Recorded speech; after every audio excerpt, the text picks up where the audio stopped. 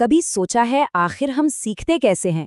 सवाल तो बड़ा सीधा सा लगता है ना? पर सच कहूं तो सीखने को लेकर हमारी जो समझ है उसमें एक जबरदस्त क्रांति आई है।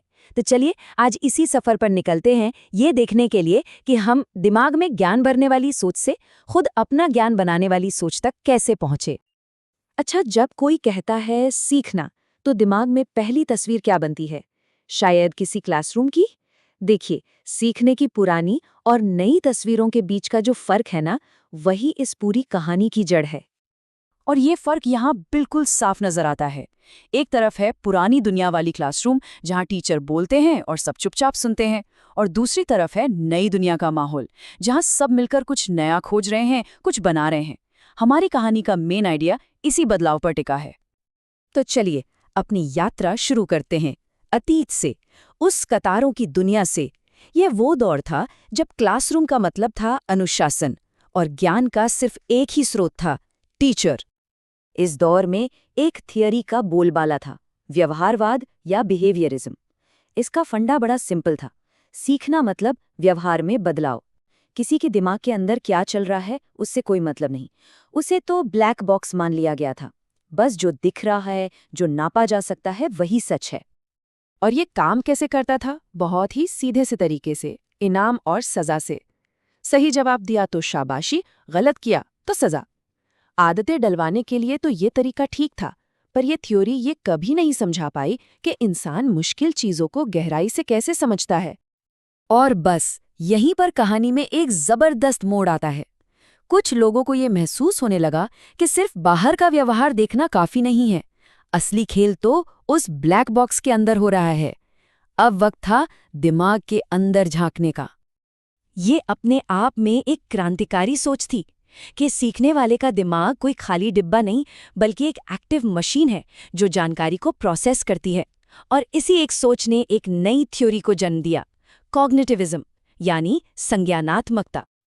तो कॉग्निटिविज्म ने कहा, रुको, सीखना एक दिमागी कसरत है। हमारा दिमाग जानकारी को कैसे समझता है, कैसे याद रखता है और कैसे इस्तेमाल करता है, असली कहानी तो ये है।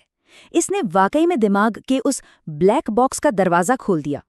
इस थियोरी ने बताया कि हम सिर्फ जानकारी सुनते नहीं हैं, बल्कि उसे अपने पुराने ज्ञान से जोड़ते हैं, उसे ऑर्गेनाइज करते हैं।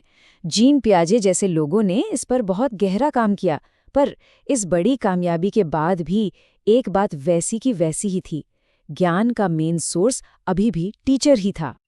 और अब हम आते हैं आज के विश्लेषण के सबसे जरूरी हिस्से पर, रचनावाद यानी कंस्ट्रक्टिविज्म।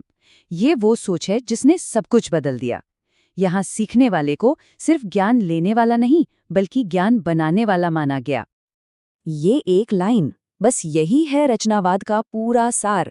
सीखना मतलब जानकारी इकट्ठा करना नहीं, बल्कि अपने तजुर्बों से, अपने अनुभवों से खुद अपनी समझ की एक इमारत खड़ी करना है। तो आसान शब्दों में इसका मतलब क्या हुआ? मतलब ये कि हम सब अपने ज्ञान के आर्किटेक्ट हैं। हम कोई खाली बर्तन नहीं जिसे कोई और भरेगा। हम खुद अपनी समझ को बनाते हैं, उसे आकार देते हैं। अब देखिए, रचनावाद के अंदर भी दो मेन स्कूल ऑफ थॉट हैं। एक तरफ जीन पियाजे हैं, जिनका मानना था कि हम अकेले अपने दिमाग में ज्ञान बनाते हैं, और दूसरी तरफ है लेव वाइगोत्स्की, जो कहते थे कि नहीं, सीखना तो एक सोशल काम है, हम दूसरों से बात करके मिलकर सीखते हैं। और फिर एक और अहम नाम आता है जॉन डेवी का। उन्होंने इन आइडियाज को एक कदम और आगे बढ़ाया। उन्होंने कहा कि सबसे अच्छा सीखना तब होता है जब वो सिर्फ किताबों या क्लासरूम में नहीं, बल्कि असली दुनिया के अनुभवों से जुड़ा हो, मतलब करके सीखना। तो ये सब सुनने में तो बहुत अच्छा लगता है, पर असल में एक रचनावादी क्लासरूम दिखता कैसा है? चलिए एक नज़र डालते हैं कि ये सारे सिद्धांत प्रैक्टिस में कैसे काम करते हैं।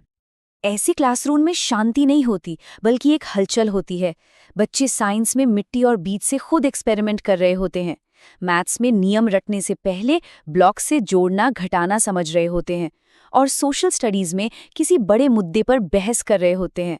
यहाँ सीखना रटना नहीं, करना है। इस पूरी प्रोसेस में टीचर का रोल भी बदल जाता है। वो एक बहुत ज़रूरी तकनीक अपनाता है जिसे स्कैफोल्डिंग कहते हैं। ये बिल्कुल साइकिल चलाना सिखाने जैसा है। शुरू में टीचर ट्रेनिंग व्हील्स की तरह पूरी मदद देता है, फिर जैसे जैसे सीखने वाला कॉन्फिडेंट होता है, वो मदद धीरे धीरे कम कर दी जाती है, जब तक कि वो खुद न चलाने लगे। तो सवाल ये है कि ये सारा बदलाव इतना जरूरी क्यों है?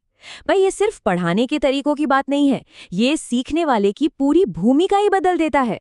वो अब सिर्फ एक पैसिव रिसीवर नहीं, बल्कि ज्ञान का एक एक्टिव क्रिएटर बन जाता है।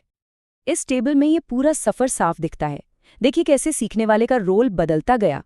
व्यवहारवाद में वो एक निष्क्रिय प्राप्तकर्ता था, संज्ञानात्मकता में वो एक इन्फॉर्मेशन प्रोसेसर बना, और आखिर में रचनावाद में वो एक एक्टिव क्रिएटर यानी सक्रिय निर्माता बन गया। और इस बदलाव का असर बहुत गहरा है। सीखना अब कोई बोरिंग काम नहीं, बल्कि एक एक्टिव और सोशल काम है। इसका मकसद सिर्फ तथ्य रटना नहीं, बल्कि गंभीर सोच को बढ़ाना है और जिंदगी भर कुछ नया सीखने की ललक जगाना है। और ये हमें एक आखिरी और शायद सबसे जरूरी सवाल पर लाकर छोड़ता है। अगर ज्ञान वो चीज़ है जो बनाई जाती है, दी नहीं जाती, तो फिर सोचने वाली बात यह है कि आज हम आने वाली पीढ़ी को क्या बनाने की ताकत दे रहे हैं।